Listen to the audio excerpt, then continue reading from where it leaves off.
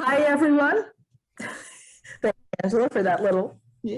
I'm Gail Dillman. I am one of the owners of Gable Music Ventures and one of the creators of the Ladybug Music Festival. And this is what we hope to be the first of many jam sessions, Join, Achieve, and Master.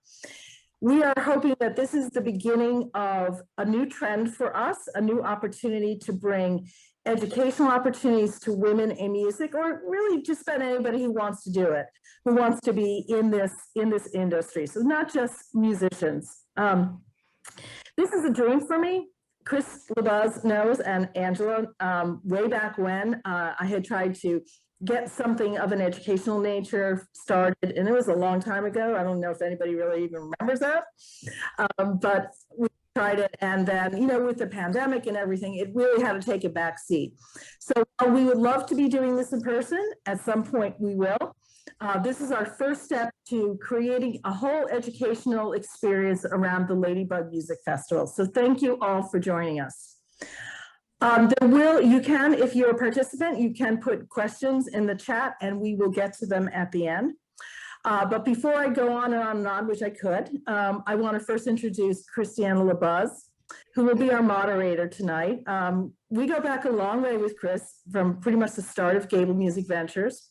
She's been an inspiration and a support for so many years. And we're so grateful that she said that she would do this with us. Rachael Sage, Joy Ike, and Angela Sheik are just three of our favorite people that we love, and we're so proud to have all of you sitting on this panel. There's lots of you participating and listening tonight, so this is being recorded, and we will put it up on our YouTube toward the end of the week, so you can see it again if you missed anything important or want to just get a refresher course again. I'm pretty good over here, so I'm going to hand it off to Chris and let you take it from here. And thank you again to everyone for participating tonight. Fantastic. Thank you so much, Gail, for that super sweet intro. So tonight's discussion format will be as follows. We have about 5 topics that we'll be covering. And as Gail mentioned, at any point during our discussion, you all can drop a question in the chat, and at the end we'll pick some of the best questions, so make sure your questions are good ones. So jumping right in, it's really important, as I'm sure all of you know, to try and save yourself as many future stresses and messes as you can. In other words, have your shit together so that you can make it easy for people to say yes to you. So the first question for our discussion is as follows. Going back to your first steps in launching your career, were there specific things that you did that you felt opened doors for you and got people interested in your music? And looking back, is there anything that you would have done differently? And just looking at my screen here, Rachel, you're it's directly to my right on my end. So why don't you kick things off? Oh, sure. Great question. Thank you. So yeah, getting nostalgic here, and I'm thinking back to when I was really first getting involved in the business as an independent artist, which was actually while I was still in college. I decided in a little fit of chutzpah to become a college DJ, not only because I was a bit of a ham and wanted the night shift at KZSU in Palo Alto, California, so I could play whatever the heck I wanted, but because I also saw that as an opportunity to meet some local artists and also some national artists coming through the Bay Area whose music I already adored. And it just felt like a way to get into the mix right away as a professional. That was very different from when I'd been trying to make demos and shop them via lawyers and managers and all that kind of rat race back in New York City before college, like in my early teens. So it was a much more organic, kind of scene-centric impetus I was following. And it really was a wonderful thing for me because one of the first people who I was able to interview was one of my very favorite artists on the planet, Mark Cohn.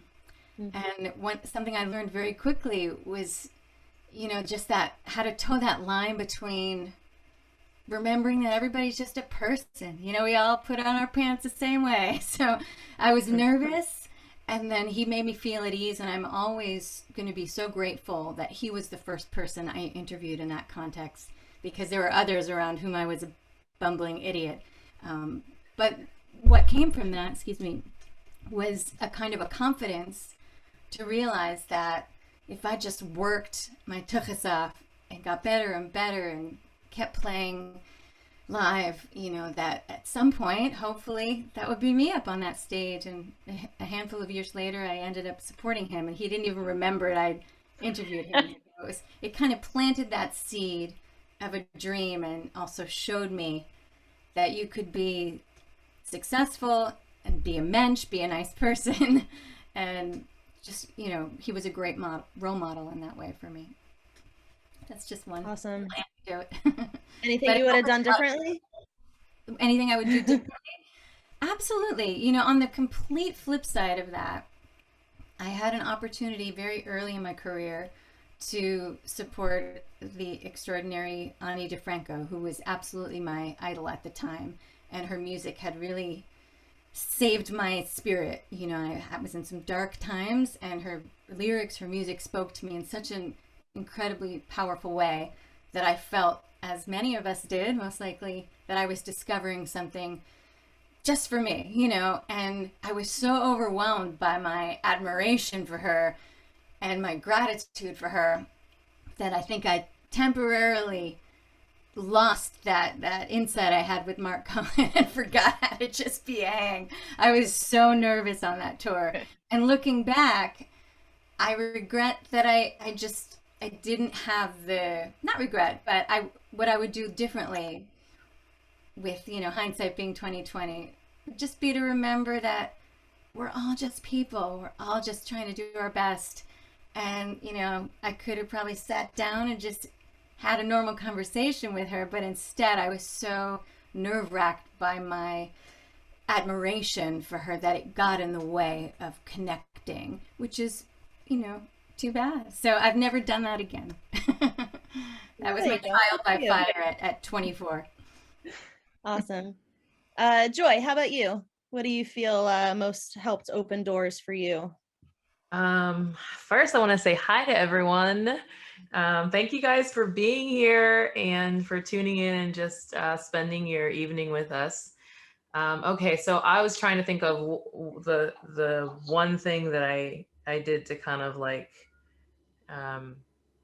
set, I don't know, maybe, I don't know if set myself up for success is the right way for me to think about it. But when I first started playing out, I realized I didn't have any fans. I didn't have any fan base, because that's typically how you start. You know, you have your friends and you have your family, but you can't always pull on them. And so I was like, okay, well, I need to make fans, and I need to go where the people are.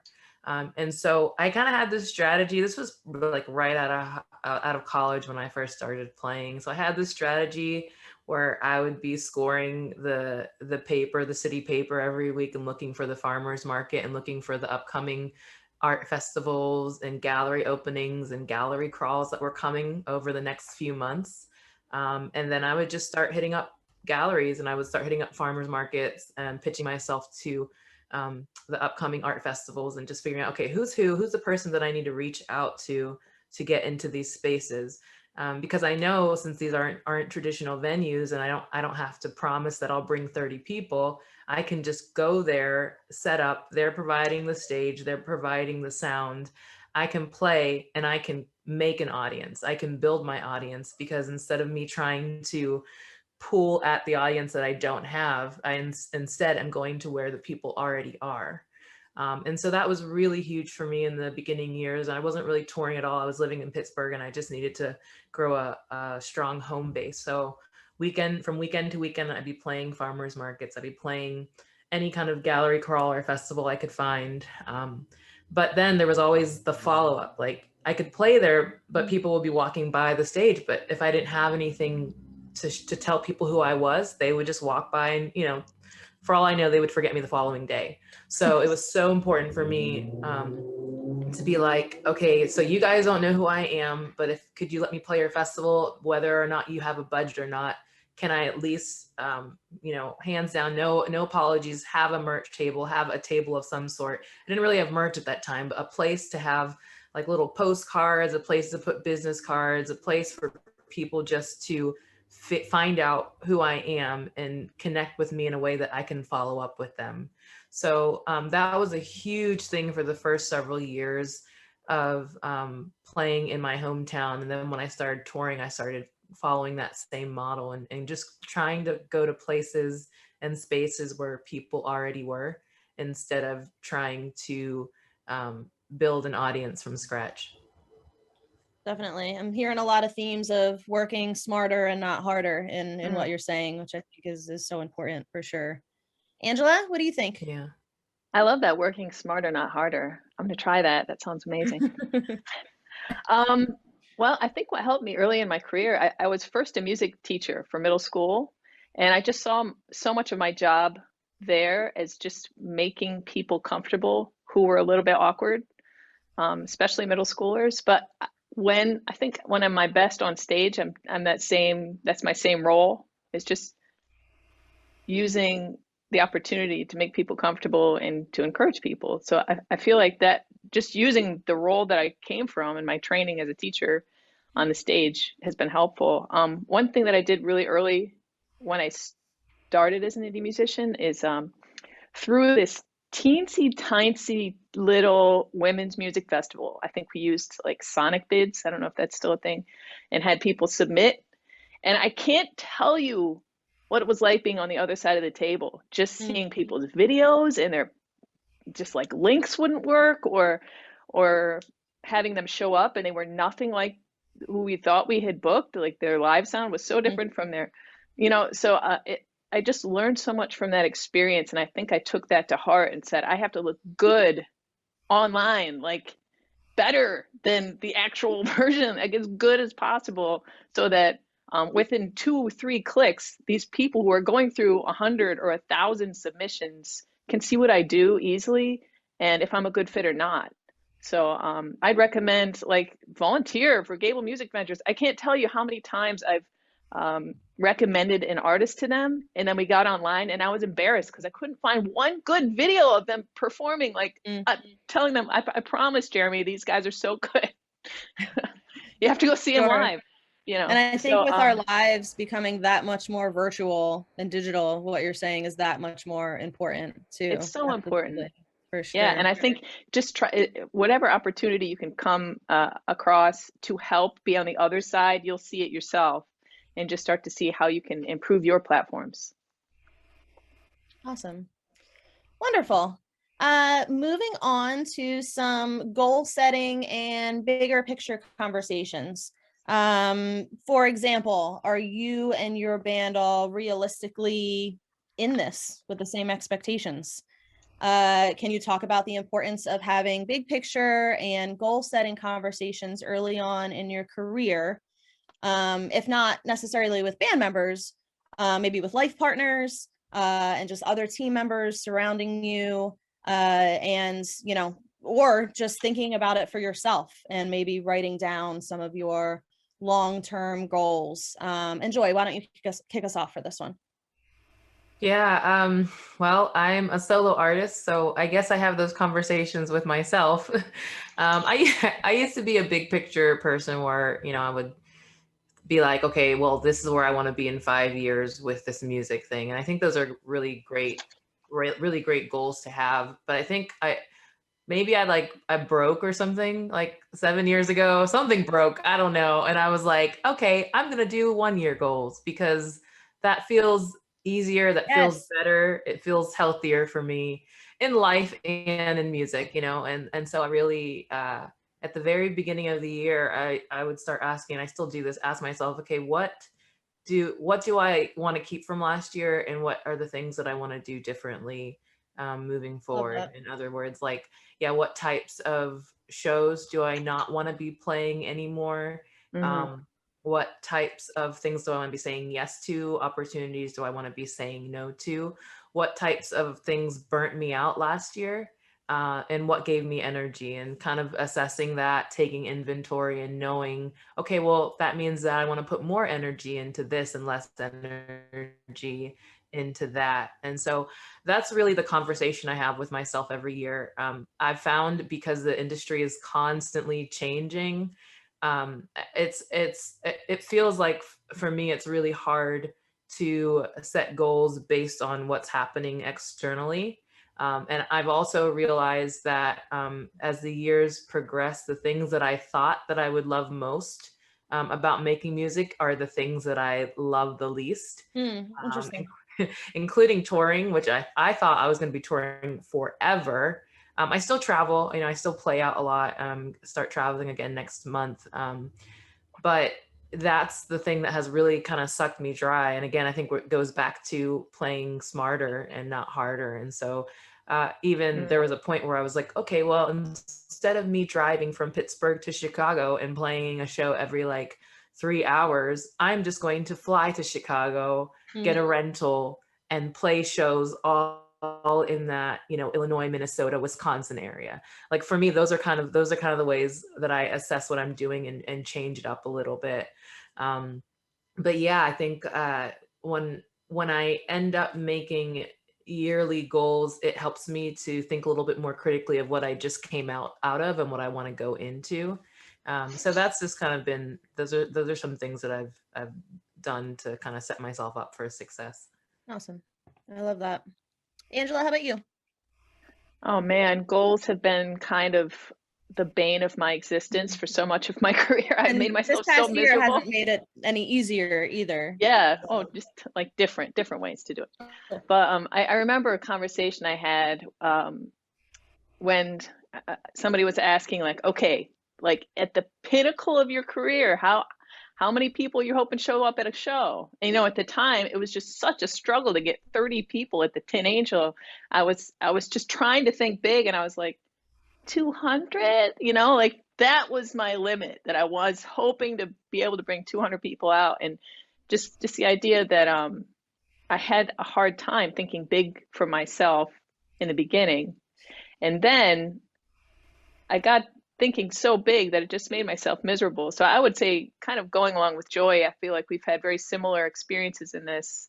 Protect the love is like the top goal. If that means having a part-time job so that I don't have to stress about my music being my income, my main income, that's cool. That's fine. Protect the love, because once that's gone, you're going to be just hating music. So don't go there.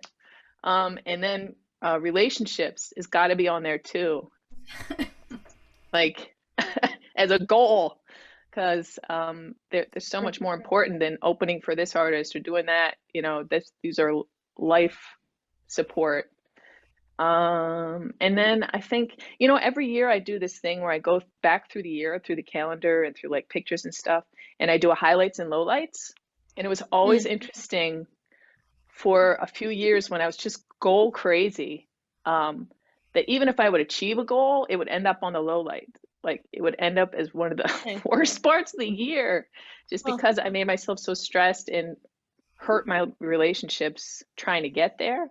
So I think for me, this is a lifelong pursuit. So I got to look at it like it's a marathon, and set goals accordingly. Definitely. Wow. That's so true. Absolutely.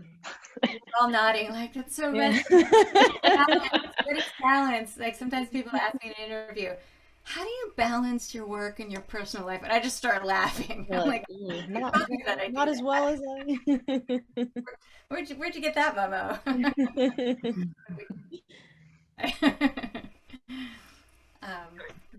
I think I want to echo something Angela said after you. Well, let's see. I mean, I think, can we rephrase the question? Tell me again exactly.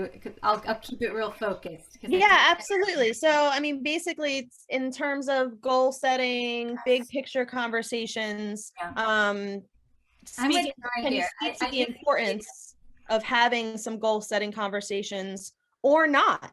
maybe it's not important to you necessarily, but for you personally, how do you view, kind of looking into the future?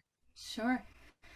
I think I've been doing this about 30 years now. So it is definitely, I've gone through hills and valleys with it. And I remember moving to New York as a young person and having a vocal teacher. God bless him, but he was so rigid about the marketing plan and the goal setting, to the point where I felt that even though he was probably my biggest believer at the time, his affection for me and what I did was kind of stifling. And it's why I never was managed by this person, even though I respected them and I loved them and I loved them as a vocal teacher. But I really had this instinct that for me, what was going to work more was to just go where the love is. And to, that goals be damned. Like, if I see something right in front of me, like Lilith Fair audition, and I'd never thought about it before, but like suddenly that became a fixation for me. So I auditioned and I didn't get in the first time. I didn't get in the second time. And then I thought, what can I do to try to achieve this very visceral goal, because it feels so authentic for me. It feels like I should be part of this. This is very much a part of who I am. I'm a feminist and so much about female empowerment. And I'd already even begun presenting my own little kind of Lilith Fair mini fests in New York via my record label, Empress Records. So I just decided this is the year. This is what I'm going to do. And I remember going through all of my material and really thinking about, on like an energetic level, kind of a woo-woo level as well as a practical level, what will resonate with folks who are judging this. And judging is such a ridiculous idea in music anyway. It's so subjective, there shouldn't really be a winner. It's art. But I had this song called Sister Song, and I had written it as a female empowerment anthem, and I rehearsed my butt off with my group at the time, and I went on that stage with as much confidence as I could muster and gather, and that was a real concrete goal for me. And it opened a lot of doors, and it kind of crystallized sort of a mission for me as an artist, and it kept me on my path of being an indie, running an independent label.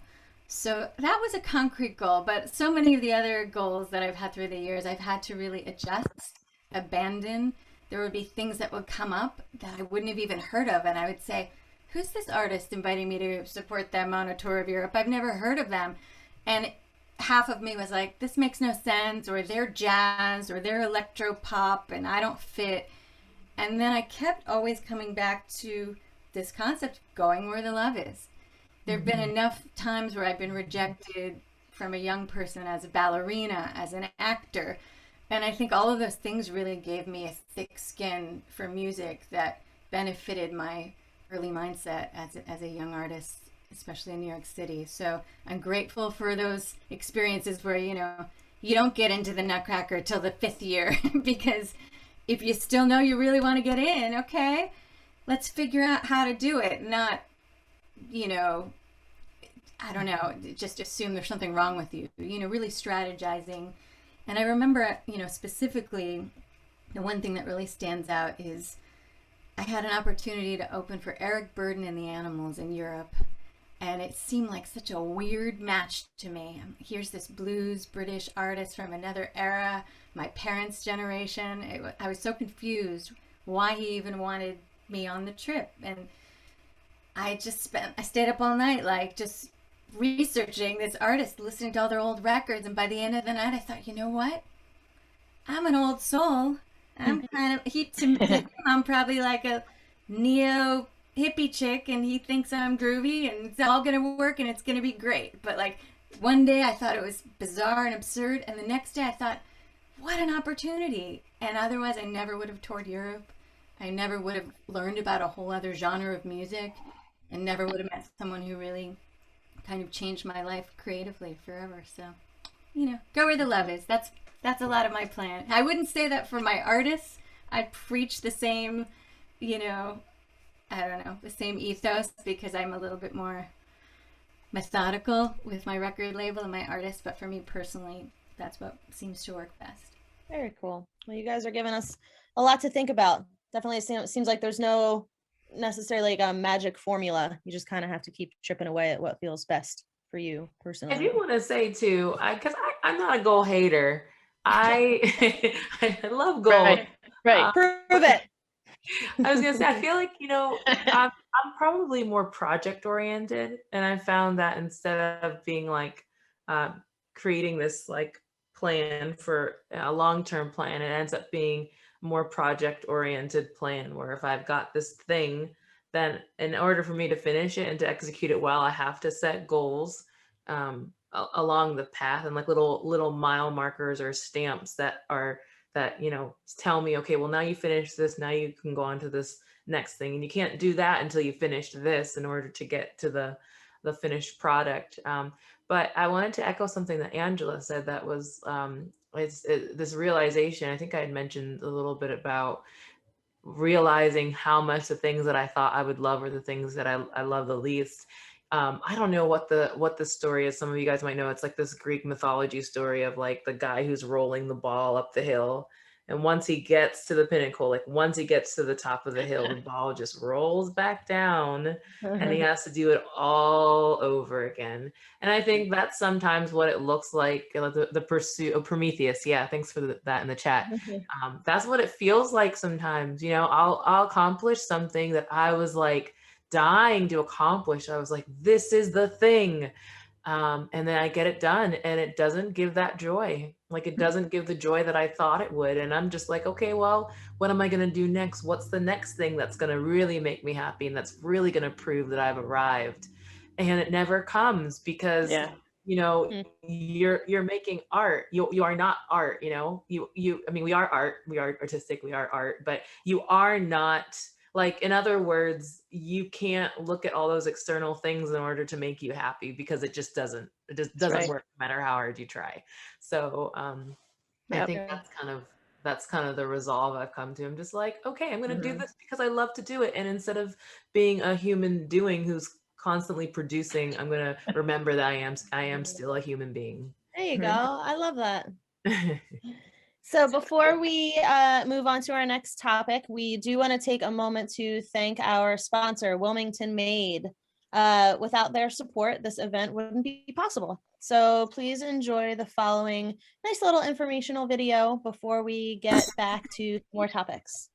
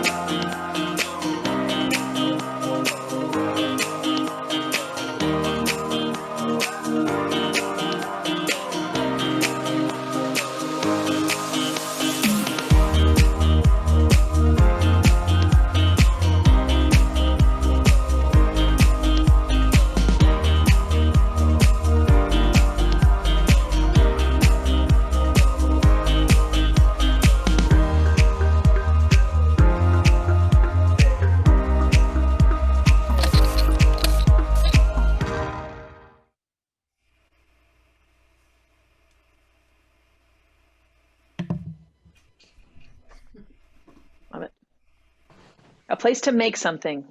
Wilmington, Delaware. It's very true. Awesome. All right, moving right along here.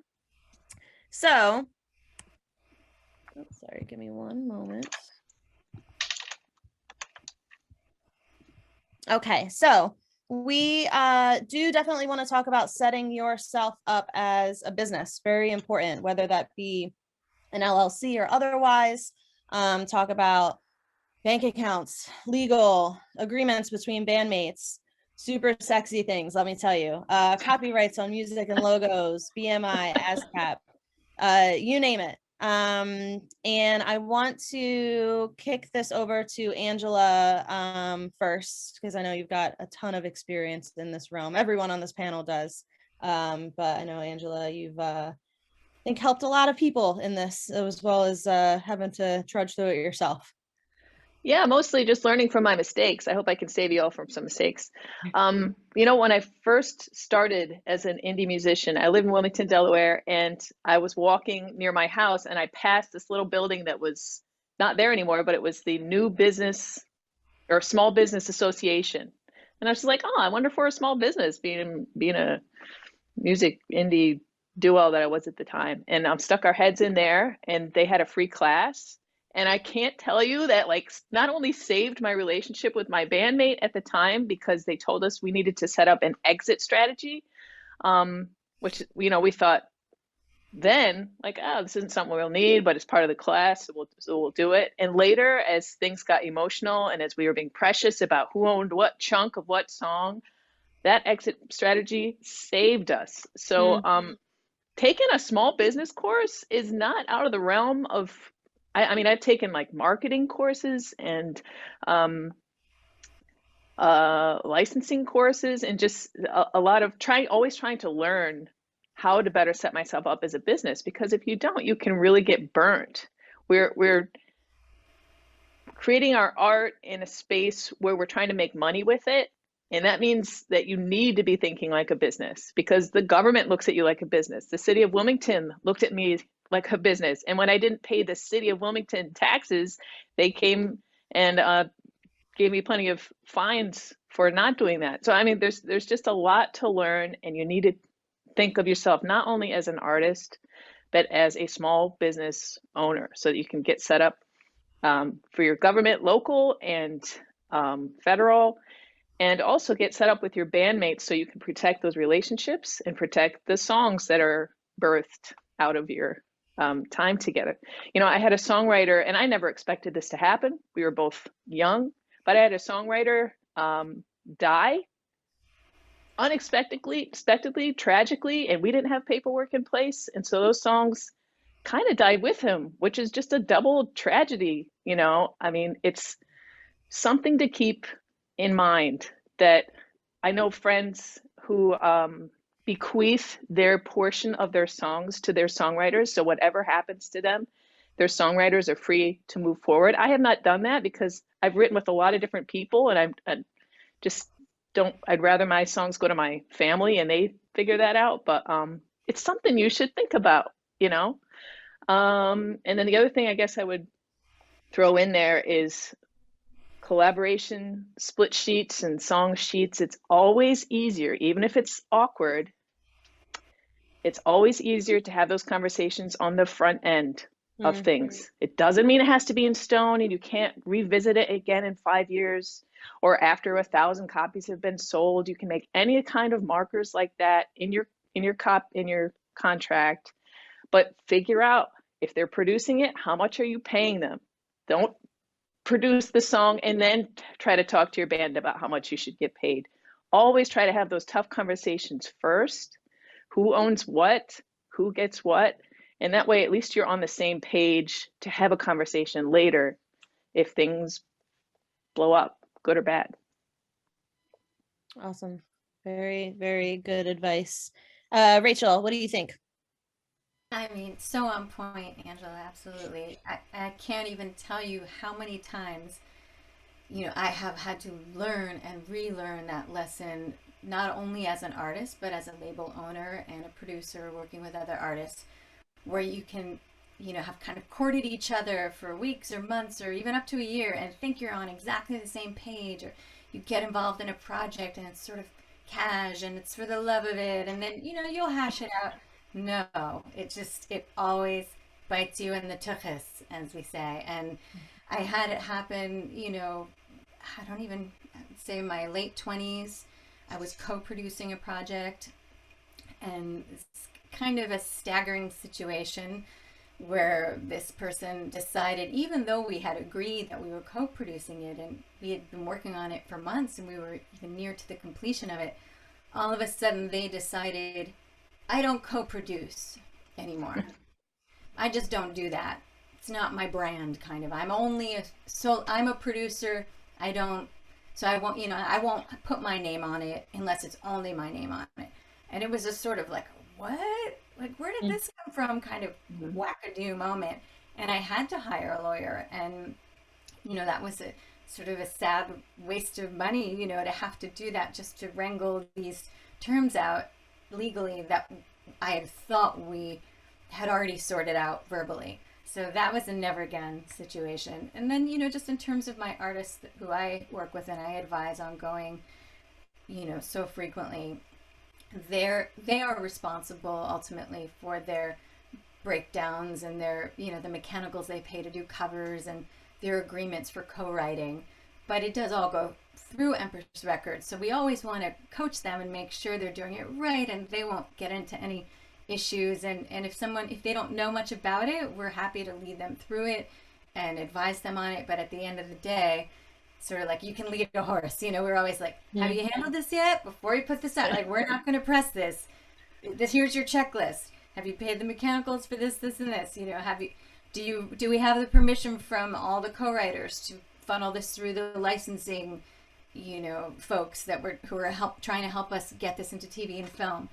And sometimes, artists have a tendency, not all of them, but some of them, to just, it's like a wishful thinking. Oh yeah, no, it's cool. We broke it down. They just want me to be able to have the full range, so that if something happens, we'll figure it out. And we're like, no, like, can we see the paperwork? Can we see the agreement for your benefit as much as for us? So very, very important. And in terms of, the band thing, like y'all, I've mostly been a solo artist, but I have been through some band incarnations. And I remember early on as Rachael Sage and the Red Rubber Band, there was a little confusion. There were folks who would like just expect points on the record because they played on it. It was just all kinds of stuff I had to get advice about, kind of establish my own perspective on, and then make sure we were on the same page. And I think sometimes, especially as women, we haven't necessarily been encouraged to be kind of straight no chaser in a nice way, in a business-like way, that everything sort of feels like this arduous, am I going to kill the vibe? Am I going to hurt their feelings? Am I going to feel like a bitch? And I still struggle with that, even as like president of a record label. I have to meditate before I have a tough conversation. And I know some of my counterparts would be like, okay, yeah, this is how it's going to be. Cool. No problem. And I'm still working on that, like, every day of my life. So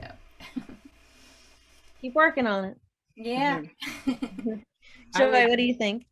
Echo what you were saying, Rachel. Like, I've been solo for really the whole of these past 15 or so years. But I kind of think of bands in two different ways. One, you're each kind of jumping in on this new venture versus a solo artist who pulls on musicians. So they're kind of like a contracted bandmates of sorts. And so that's been my setup. And I think it's super important to have those conversations with your bandmates who might not just be going to shows to play live shows with you, but also going into the studio.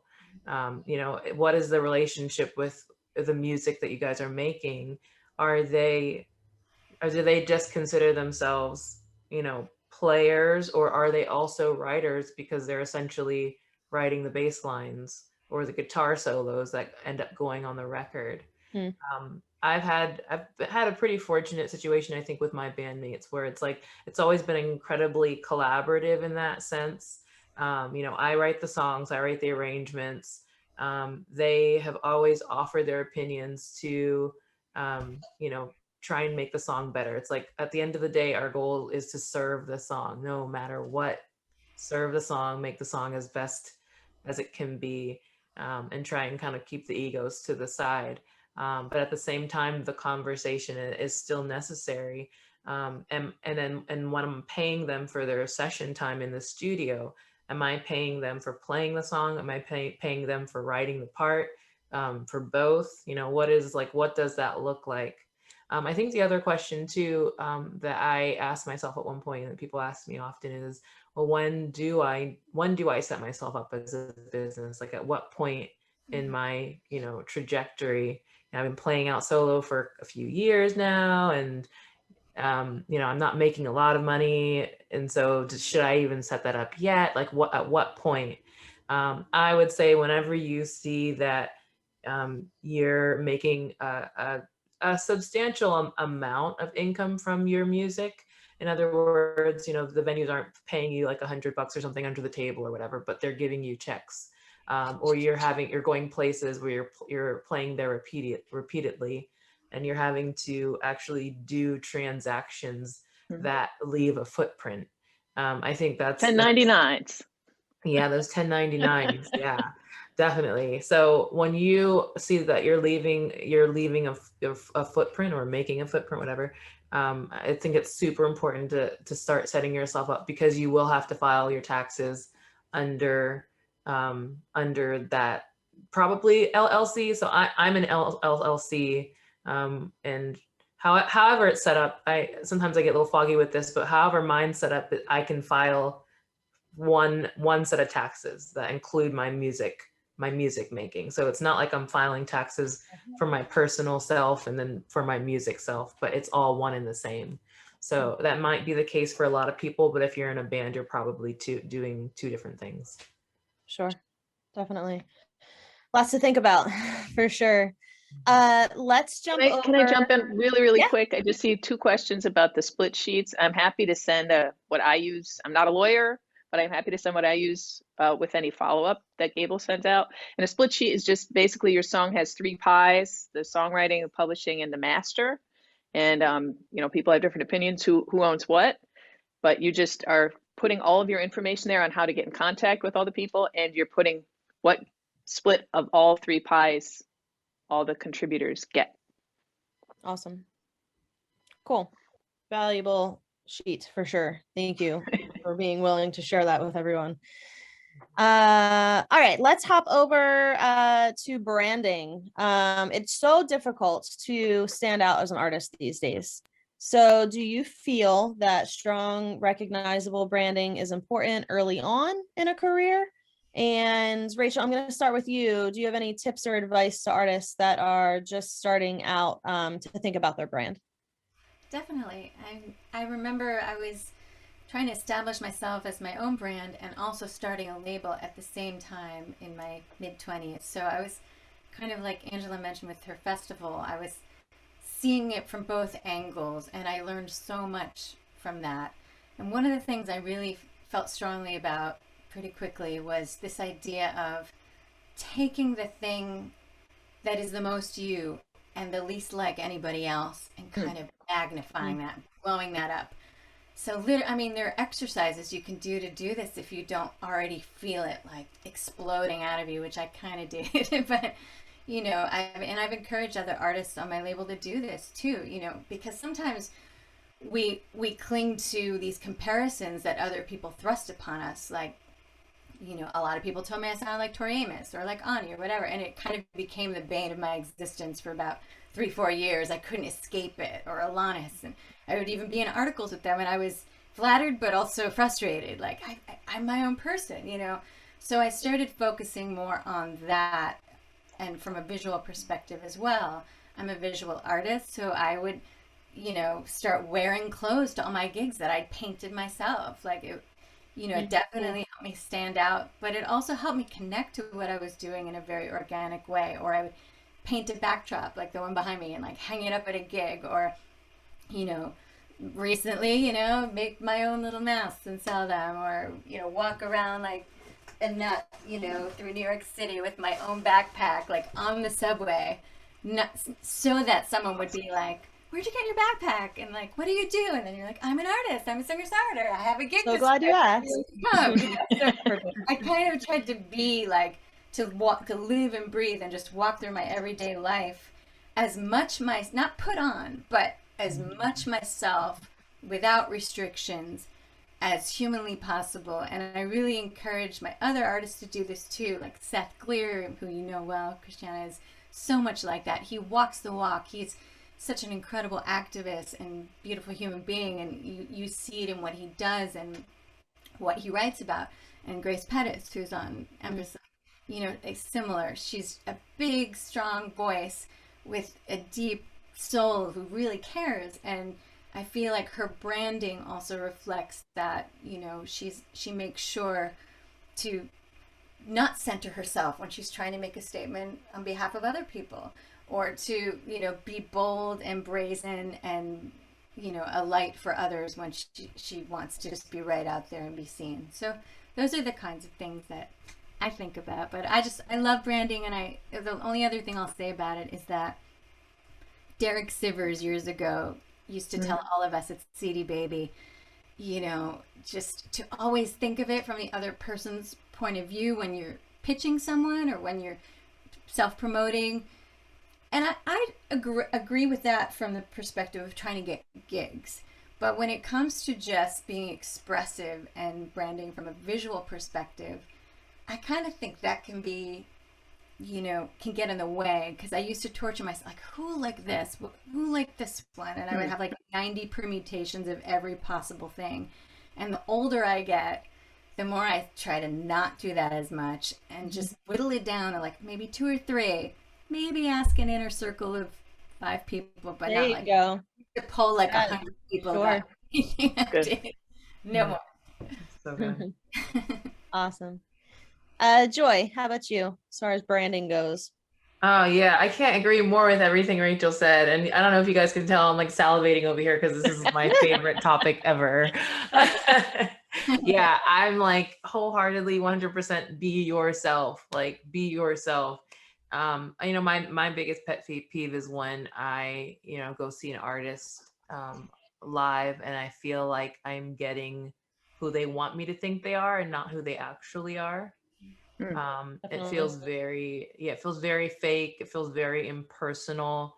You know, maybe it's like they want their stage persona to be different than their actual who they are on off stage. And I think, you know, some artists, actors, anyone, like you want to have some separation from your life and your work life because you need that normalcy. And I'm totally in line with that and totally believe that's fair. But I think that there's so much that your fans will get from you, and appreciate so much that your fans will appreciate when they feel like they're getting the real you, like an authentic you, And they can it tell. will lend itself to them. And they can tell, and it will lend itself to them following you for a long time, for the length of your career. I often tell artists that, you know, it's easy to get someone, it can be so much easier to get someone to buy into what it is that you're offering.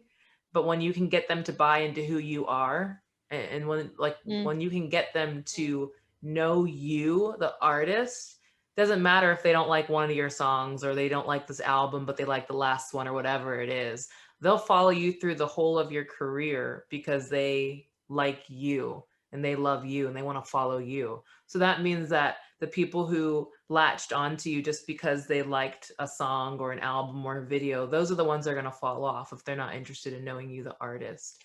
So hands down, all the time, I'm just like branding top to bottom from start to finish has to be you, the authentic you. I think too, going back to the question of like, you know, when to start branding, how to start branding. I think you do that from the very beginning, because if you are being your true self, that stays consistent. I mean, like you are, right? yeah, you're giving people you from the very beginning.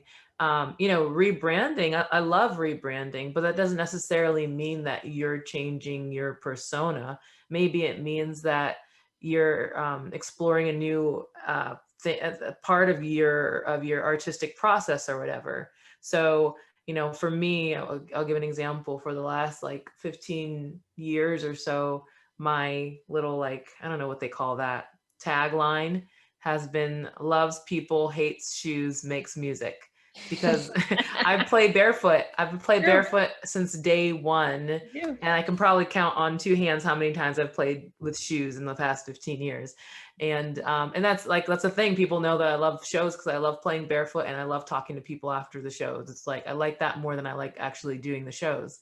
And so, but then in the past year and with Corona and all that stuff, I started to explore making art and dancing. And so that's been a huge part of who I am as an artist now. So last fall, I released a new music video, and I completely rebranded as mover, maker, shifter, shaker, because I found that every part of me was coming out in the things that I was making, in my movement, and also in my music, and just a whole bunch of different things in artist coaching, just like a whole bunch of different parts of me that had room to grow in 2020, given the nature of the year.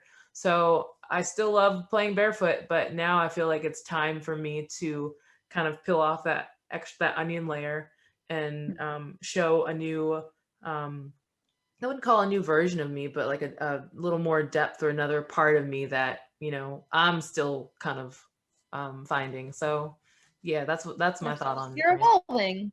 Yeah, for I'm sure. I mean, Angela, I feel like you've evolved. Yeah, yourself, for sure.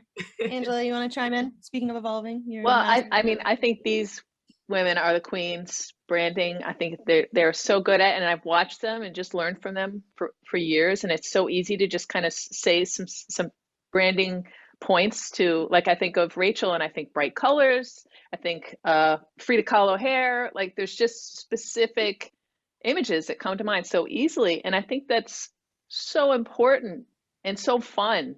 And a problem with being an artist is you're creative and you get bored easily. So that, you know, you kind of maybe have a hard time sticking to one thing. But I think it goes a long way. I think you don't have to overthink it. Like the white stripes, only using white, black, and red as their colors. That is so strong. That is such a strong statement. And I agree with these women that I think branding is a creative space.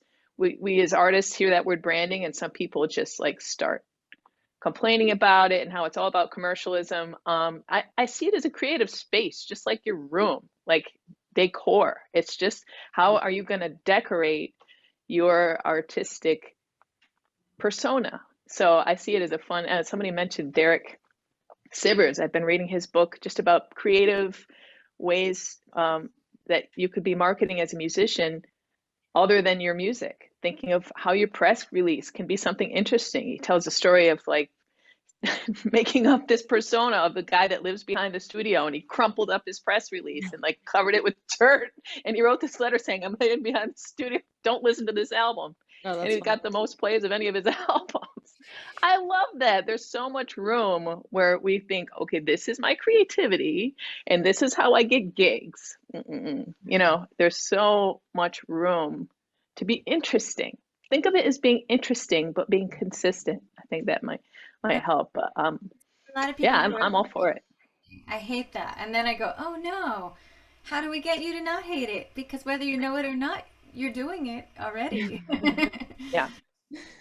Yeah, if your branding is like jeans and a t-shirt, it's people are still reading it. They're still reading your brand. Sure. But maybe it's not helping you. I don't know. Definitely. Well, it feels natural to roll right from branding into some other marketing topics. And Joy, I'm going to start with you. What do you think are the most effective platforms for marketing your music? And do you have any tips for the artists watching? I hate that the answer is always Instagram and Facebook. But in some ways, I still think that's the answer. I personally lean much more towards Instagram these days. I think visuals are everything. Given the day and age that we're in right now, it's really hard to get people's attention when it's just something to listen to. And I think Spotify kind of makes it a little bit harder, you know, being in the age of Spotify, and the fact that anyone can put out material now is a great thing, but it also makes what we do that much more difficult. So the reason why I'm such a huge fan of Instagram and anything where you can use visuals is that when you can pull people into your experience by giving them a three-dimensional version of what it is that they can't actually see, it really does change everything. And it also gives you multiple opportunities to invite them into the process, into the product, for lack of a better word, and into the story of what you're doing. And so I find often that when I'm posting, I might post this week about the thing, but next week when I post about it again, I'm posting about it in a different way. So one time it might be the video, one time it might be a video, one time it might be a picture, but really just changing up how I'm talking about things. So to answer your question more specifically, I still think it's Instagram and Facebook. I think artists have kind of fallen off the Twitter train a little bit over the past few years, but I think it's really just going where your audience is. And sometimes when you go to a specific place, you build the audience there. So if you still love Twitter, there are people who will love what you're doing there. You just have to find them. But that's the case for anything. Very true. Absolutely. Angela, your thoughts? I'm going to disagree. I'm going to disagree with Joy. I think that we need to be on Instagram. Sorry, Joy. That's okay. When I first had my Instagram Discussion account, over. Good night. I first had my Instagram account. I didn't tell my music friends I was on Instagram because I loved my feed. It was all art and fashion, like painters and sculptors and just weird people doing weird things with bananas and tea bags and drills and screwdrivers. I'll send you his Instagram. But when I started when we started being I'll connect with you, you connect with me, as musicians do, right? I just got so boring. Musicians can be so boring. I don't want to see your guitar. Like, I don't want to see your just boring face. Like, do something interesting. So, I mean, that's my take is I have a love-hate relationship with musicians on Instagram. And I feel like, again, there's room for more creative content there, and more creativity or artistry there. And then the reason I'm still on Twitter is because I'm very involved in the music for film and TV and advertising space. I've done a lot of connecting and studying there, and a lot of music supervisors are on Twitter. So that's one of the reasons I'm still on there. They are like the big ones are an older demographic in their, say, late 40s, early 50s, and they love Twitter. They love that. That's all the time they have, is that 140 characters or whatever. So I find that is a very powerful resource for learning about sync and connecting. I think TikTok's huge. It's something I haven't really dived into, but I think that's the way to go. And I mean, I don't love it, but I think that's what's happening. It's inevitable. Yeah, it feels inevitable. Yeah. Can't really avoid it. Rachel, you want to bring us home? Sure. I mean, yes to everything. I love Facebook because I feel comfortable there, and I like the long format because I'm a more is more kind of person. I'm kind of loquacious as a writer. I do this thing where I post poems off the top of my head, and I use the box of Facebook to write them in verse off the top of my head and hit post no matter what, and don't edit it. And that's like my rule for myself. And I know that otherwise I would not write these poems. There's something about the frame of this once I started doing it that encouraged me to do it. And while I'm old school in every other way, like, journaling and painting and Carole King, I just won't write a poem with a pen and paper. I only seem these days to do it on Facebook. So that's become part of like my persona on there, and a way that I share, and also a way that I kind of cathart. But I love also that cathart. I love how easy it is to connect with people on it. People kind of use it interchangeably now, like text, but yet I don't have to give up the privacy of giving my phone number, but I feel accessible and like I can access other people without pissing them off. And then, also there is a visual component of posting photos and banners and all of that. I would say I like Instagram even more because I am so visual, but I use it more like Angela suggests, in non-musical ways, primarily shooting pictures of other things or other people, or I had an album called Myopia, and I just was taking pictures of everybody with glasses, like everywhere, all over New York City, and it just became this kind of fixation. Or, chandeliers at one point was a fixation, and just dance, sharing my love of dance. But, on the flip side, I will say, we're working with an artist now whose publicist is heavily advising them to mostly focus on their music content, making the case that their listeners, their fans, are there to hear more about their music and to see their face, and to kind of scale back on the non-artist content, their dog, their political opinions, whatever or to find a balance so that people don't go to this person's page based on having heard a song or seen a video and are like, what am I doing here? That's not what this feed is about.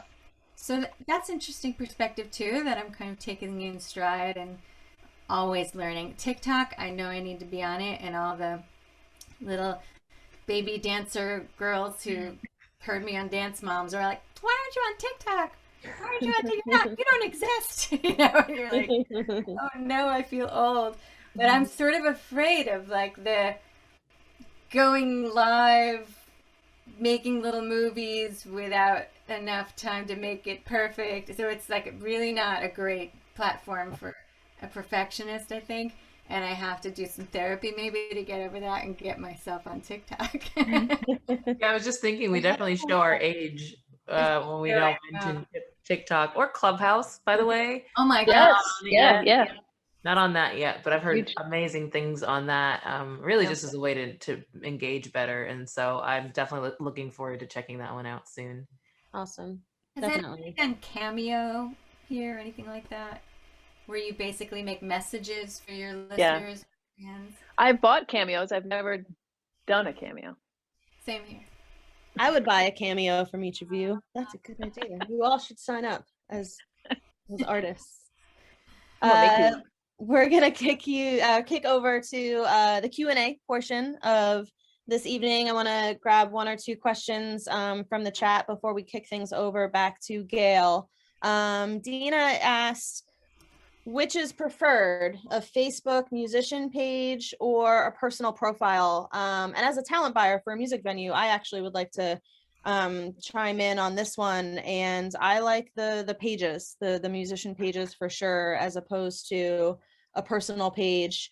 I feel like there's a time and a place for everything. And, someone's personal page that's, I'm sure your nieces and nephews are very cute, but it's not really relevant to, our conversation right now. So I think for the purposes of keeping it clean and kind of keeping everything compartmentalized, I think that having a professional page where you can control your imaging and your branding is the way to go. Does anybody else on the panel have anything to add to that?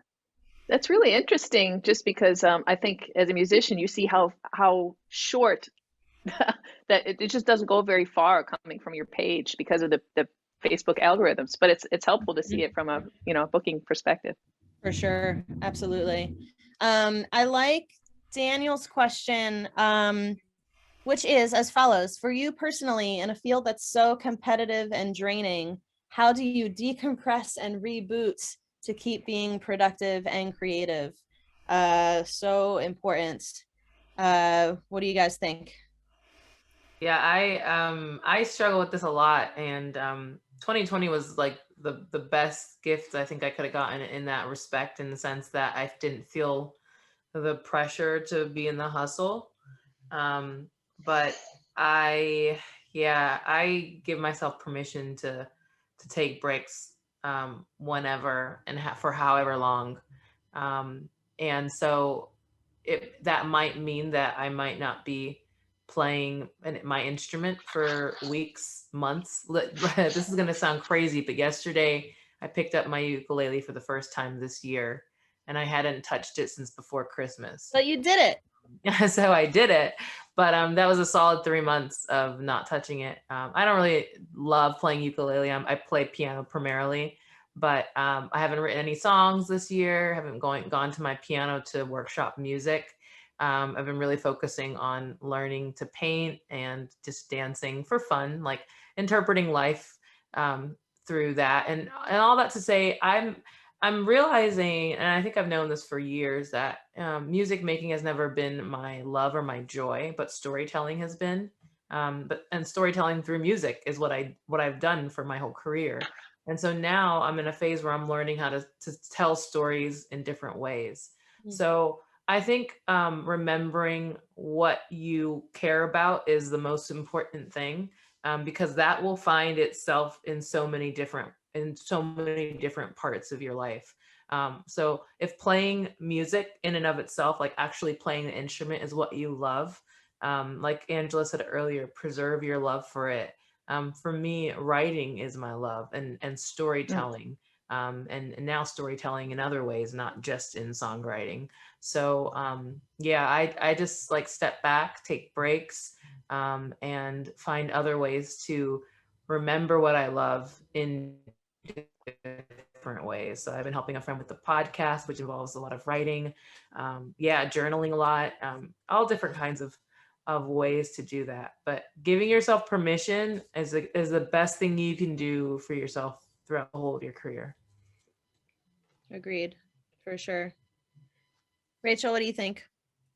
I have a lot of thoughts on this because I had a health crisis a couple years ago that really forced me to take a break from this life, this somewhat singular pursuit of kind of how you described it, Joy, storytelling in all its many forms. Most people only thought of me as a musician, singer, songwriter, but in one sense or another, I've been acting or dancing or, expressing nonstop, probably like a racehorse to a degree, since I put myself on this treadmill. I chose it and I love it. Mm-hmm. But I hadn't ever really stepped back from it. And I was forced to a couple of years ago because I was diagnosed with cancer.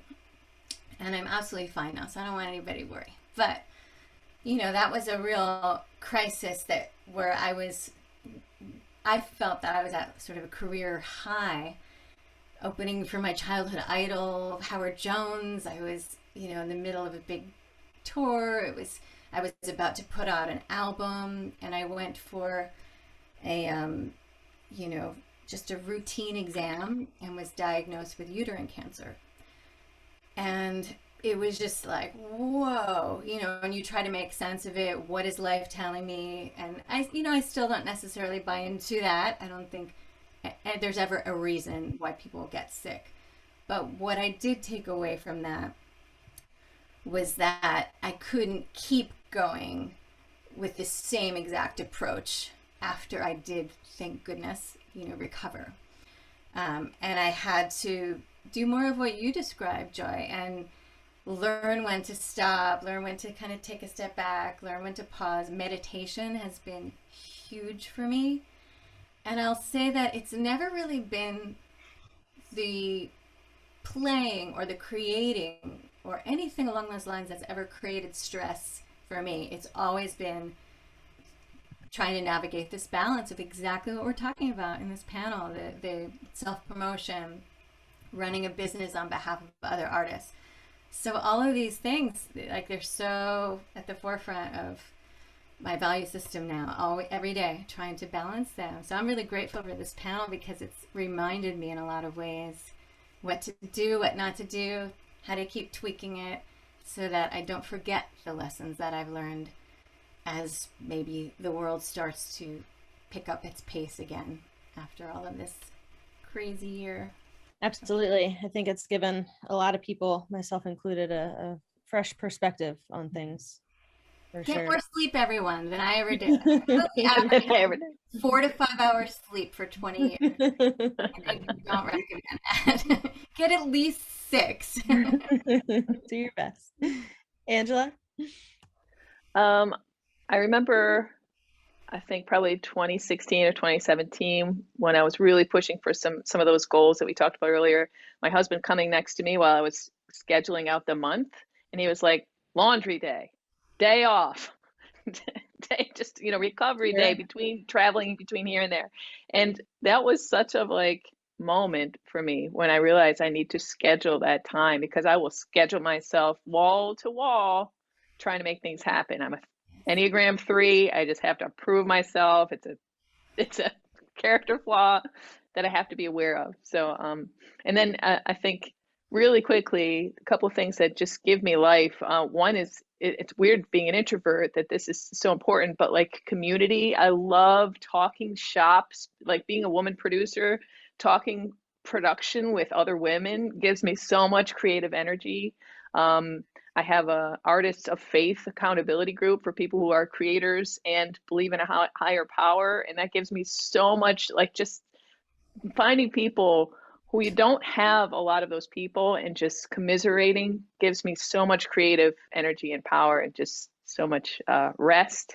And then the last thing I was going to say is, formerly being a music teacher, mentorship, I find to be really rewarding and just gives me life. Like I've worked for 5 years with Haverford Middle School, a little Pennsylvania middle school. They have a little project every year where they all have to create a band and create an album and create they're just doing this for a gifted program. And they bring me in every year. And this year it was on Zoom. And I just got to see, these kids have been doing this every day for a year, these 12-year-olds. My life's not that bad. Like they've had it way rougher than me. And it just gave me so much life to see their creativity. So, I think Rest has a lot of forms. And then I would say crop rotation, doing other weird creative projects. Like this is for a plastic bag purse that I'm making Christianna. And I see that Rachel was saying that she's drawing on backpacks and just, rotating that creative energy so it's not always using the same soil. Love that. Well, thank you, everyone. We tried to keep it to an hour, but what can you do? There's just too much good stuff to say. Thank you so much. And we are going to kick things back over to Gail.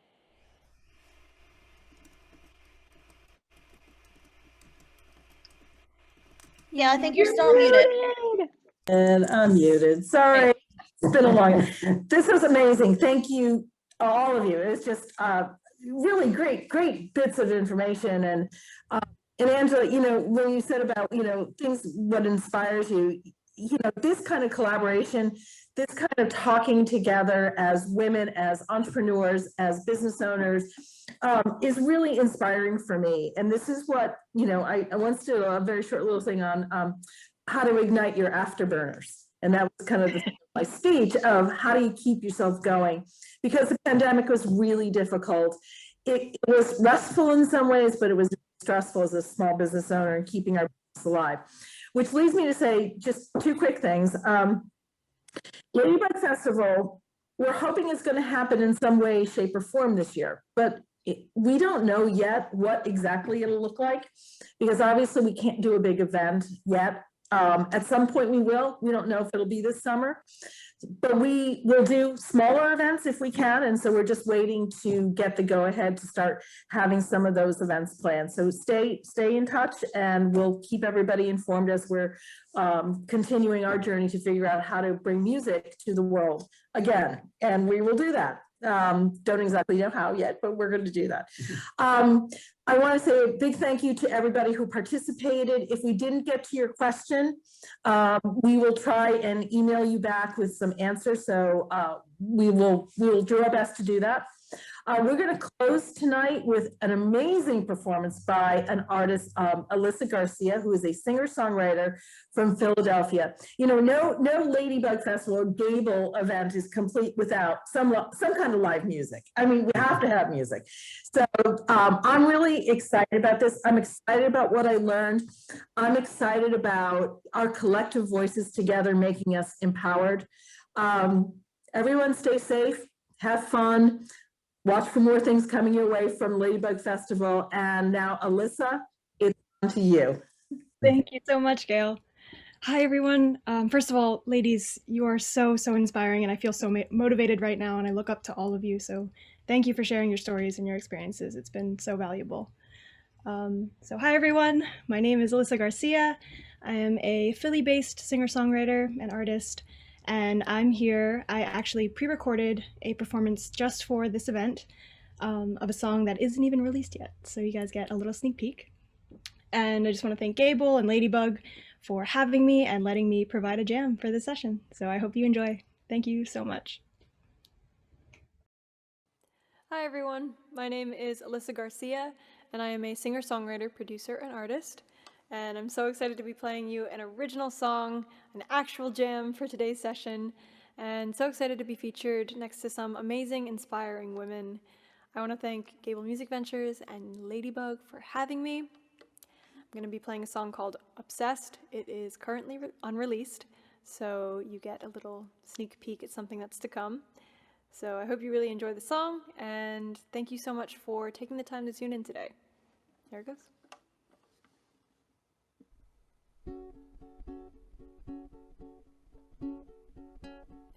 I'm going through the motions again, and you're looking pretty good. Said that this would come to an end, but I didn't think it would. Said that you're on my mind, you're on my mind. Keep seeing signs, keep seeing signs. You're making your way into my blood. Now I'm obsessed again, can't bottle up this feeling. I seem to watch your every move, but I don't mean it. I make my way to you, but I just get cold feet, yeah. Why does this happen every time? I'm obsessed with you, wanna be obsessed with me. Tell me, baby, please, need some clarity. Someone make a move before I make one too. Cause this obsession's cruel, and I'm into you. I'm into you. I'm into you. I'm into you.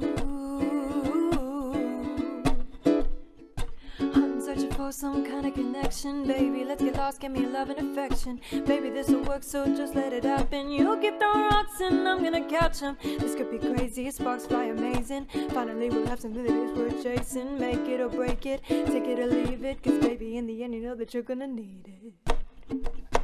Cause now I'm obsessed again, can't bottle up this feeling. I seem to watch your every move, but I don't mean it. I make my way to you, but I just get cold feet, yeah. Why does this happen every time? I'm obsessed with you, wanna be obsessed with me. Tell me, baby, please, need some clarity. Someone make a move before I make one too. Cause this obsession's cruel, and I'm into you. I'm into you. I'm into you. I'm into you. Said that you're on my mind, you're on my mind. Keep seeing signs, keep seeing signs. You're making your way into my blood. Obsessed again, can't bottle up this feeling. I seem to watch your every move, but I don't mean it. I make my way to you, but I just get cold feet, yeah. Why does this happen every time? I'm obsessed with you, wanna be obsessed with me. Tell me, baby, please, need some clarity. Someone make a move before I make one too. Cause this obsession's cruel, and I'm into you. Thanks so much for listening.